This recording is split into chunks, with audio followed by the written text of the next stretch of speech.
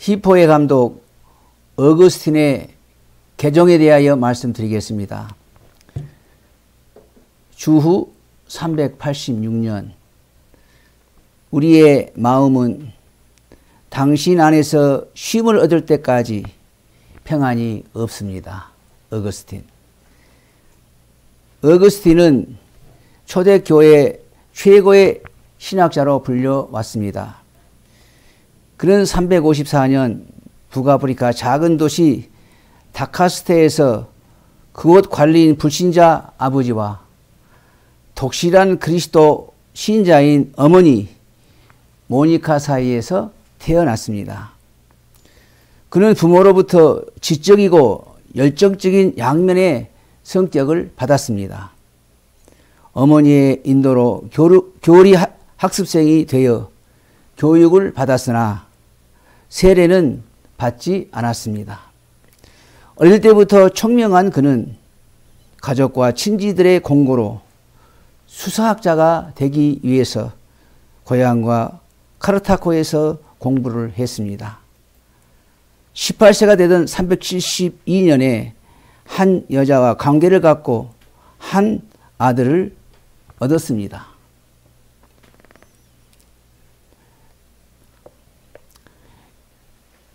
밀란에서 암브로스는 교회와 제국의 큰 지도자였습니다.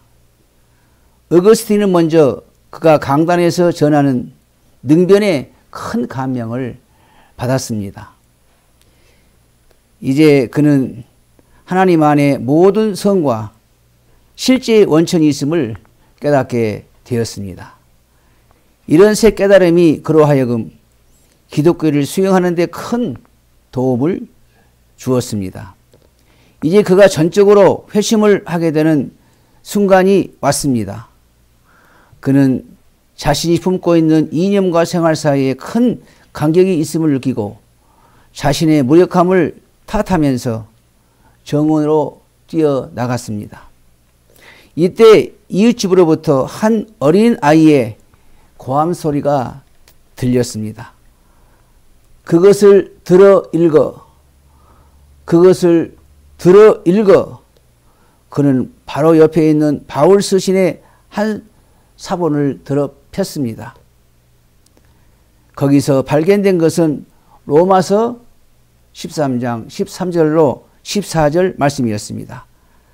낮에와 같이 단정히 행하고 방탕과 술 취하지 말며 음란과 호색하지 말며 쟁토와 시기하지 말고 오직 주 예수 그리스도로 옷 입고 정욕을 위하여 육신의 일을 도모하지 말라는 말씀이었습니다.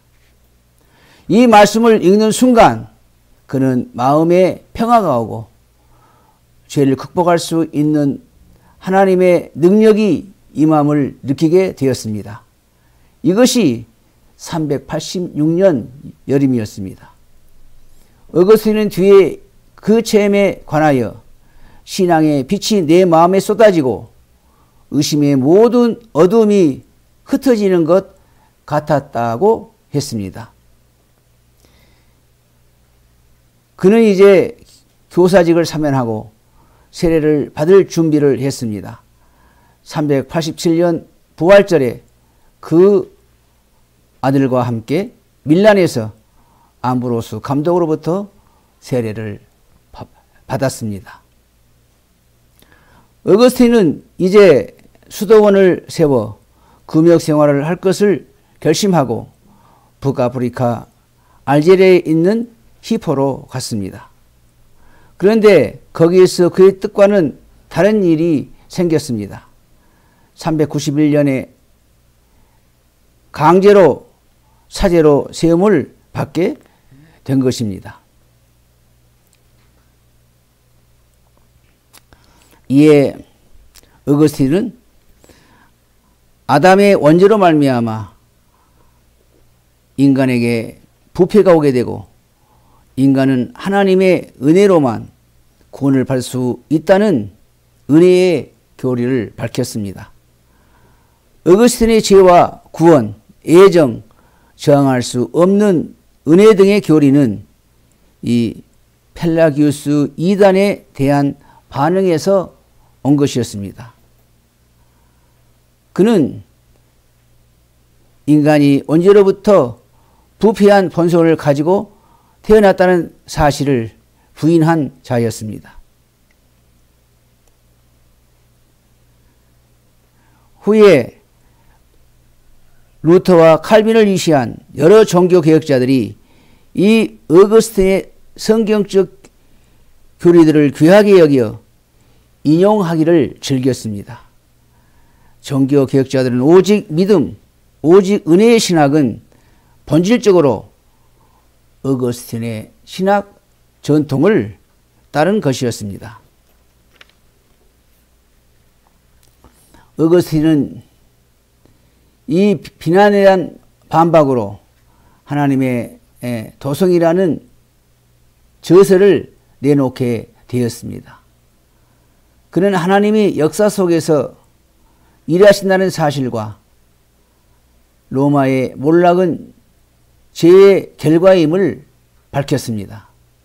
나아가 아벨과 가인 이후 세상에는 하나님의 도성 교회와 인간의 도성 이방인의 세상이 있어 왔는데 인간의 도성은 무너지지만 하나님의 도성은 영원하다고 했습니다.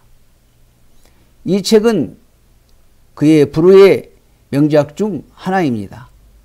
이 외에도 여러 명작들이 있으나 400년이 되기 바로 전에 지은 그의 고백록은 세상에 출간된 첫 번째의 영적 자서전입니다. 이 책을 펴자 바로 우리의 마음은 당신 안에서 쉴 때까지 불안합니다. 라는 유명한 말이 나타납니다. 이 말은 그의 전 생애를 반영하고 있습니다. 들어주셔서 감사합니다.